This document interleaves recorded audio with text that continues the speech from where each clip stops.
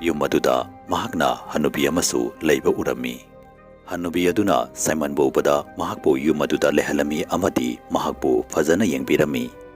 Hanubi adu mahaki amata poksabi masunupi Angelina ga yum aduda leirami. Matamna hojinkibaga Simon yum aduda yamna nungaina leirami amadi hanubi adubu mahakna Granny haiduna kaurami. Angelina amadi Simon yum aduda punna chauminaraki amadi tapna makhoi ani amana amabu thamoi sengna nungsinaba haurakhi. Makhoi ani makhoigi ayamba matam adu jangalda phaminaduna wari sanaduna lelami. Adubu nongma Angelina Simon ga saunnarakpadagi jangalda sauduna chenduna chatki. Angelina na halakmantabadagi Simon na jangalda chattuna thirami.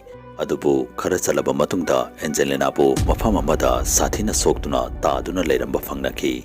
Simon na Angelina bu yumda puduna laglami. Amadi Granny na Angelina gi asokpa mafam sing aduda hidak tebirami. Angelina